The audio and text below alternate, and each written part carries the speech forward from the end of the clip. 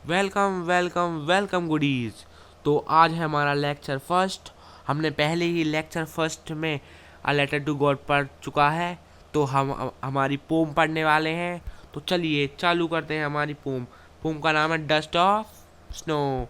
तो आपने थोड़ा इसका ओवरव्यू ले लिया हो किसी न कोई टीचर से, तो हम इसको चालू करते हैं। ये वाली लाइन देखते हैं। A poet is standing under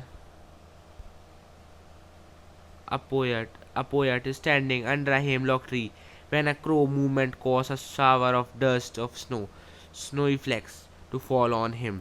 तो जो पोएट थे ना, वो एक हेमलॉक ट्री के नीचे खड़े थे। ठीक है, हेमलॉक ट्री एक पॉइजनस ट्री होता है। ठीक है, और क्रो भी आप नेगेटिव इम्पैक्ट शो करता है।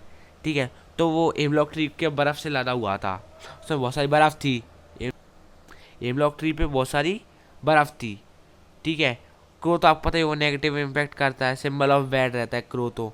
ठीक है, तो क्या कर स्टैंड खड़े थे वो पोएट थे ना, वो हेमलॉक ट्री के नीचे खड़े थे। तो एक क्रो आके बैठता है, सडनली एक क्रो आके बैठता है पेड़ पे, तो जो बर्फ़ होती है ना वो उनके ऊपर फॉल हो जाती है। उसी बर्फ़ को उन्होंने क्या कहा है, स्नोई फ्लैक्स। उन्होंने उसी बर्फ़ को क्या कहा है, उसी बर्फ़ को उन्होंने कहा है स्नोई फ्लैक्स। क्या कहा है उन्होंने उसी बर्फ़ को, स्नोई फ्लैक्स। ठीक है, ये बात थोड़ा इंपॉर्टेंट है, आप लिख लीजिएगा। ये ज़्यादातर पूछा जाता है बोर्ड्स में, स्नोई फ्लैक्स का है उसी बर्फ को उन्होंने। ठीक है, तो हमारे नेक्स्ट लाइन पढ़ते हैं। The simple natural occurrence has a tremendous affect on the poets mental state of mood. ठीक है, जो सिंपल नेचुरल अकरेंस था ना, जिसने जो पोएट्स का जो मूड था ना, वो थोड़ा एंग्री मूड में थे और थोड़ा दुखी मूड में थे ना, तो उसको मूड को चेंज करके उनकी जो मेंटल स्टेट को और मूड को बढ़िया तरीके से चेंज कर दिया है। इसको उन्होंने टर्मेंडस इफेक्ट कहा गया है। ठीक है, उनका मूड पहले तो एंग्री था और अब उनका मूड एकदम सिंपल एंड लाइट वेटेज हो गया था। ठीक है, previously the day had been gloomy and wastage for him as he had rude. इसमें उन्होंने कहा है कि जो उनका दिन था ना, जो बचा कुछ दिन था ना, वो बच गया। जो उनका जो डे था ना, कुछ देर से उन्होंने वेस्ट कर दिया है उनके इस र्यूड मतलब उनके इस मूड की वजह से। ठीक है, उन्होंने ये कुछ देर वेस्ट कर दिया है, लेकिन अब उनका कुछ दिन बच चुका है। ठीक है, the falling of the snow brings a desirable change in his mood, gladdens his heart and uplifts his spirit. जो बर्फ़ उनके ऊपर गिरी थी थोड़ी थोड़ी बारीक बारीक, जिसने उनके मूड को चेंज कर दिया है, उनके हार्ट को चेंज कर दिया है, एंड उनकी स्पिरिट थी ना, उसको अपलिफ्ट कर दिया था। ठीक है, he realise that his movement has shaped a part of the day that he has regretted. उनको रियलाइज हुआ कि इस मूवमेंट से उनका कुछ दिन बच चुका है, कि उनका कुछ पार्ट ऑफ द डे बच चुका है।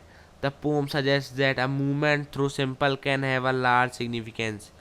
तो इस पोम का मेन मोटिव क्या था, इस पोम का मेन मोटिव ये था, ये लास्ट वाला पॉइंट था ना, ये लास्ट वाला पॉइंट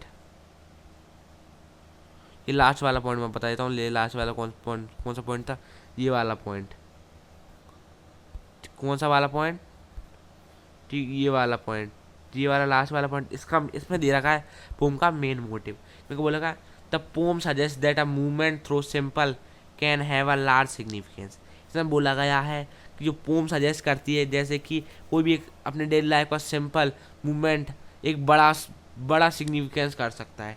जैसे कि पोएट्स के लाइफ में हुआ, तो पहली बात तो वो रूड मूड में थे, उनका मूड अच्छा हो गया।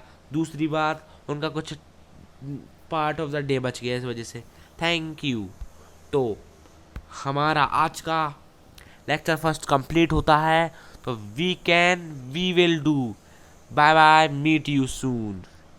तो हम मिलेंगे लेक्चर सेकंड में। कौन से लेक्चर मिलेंगे, तो हम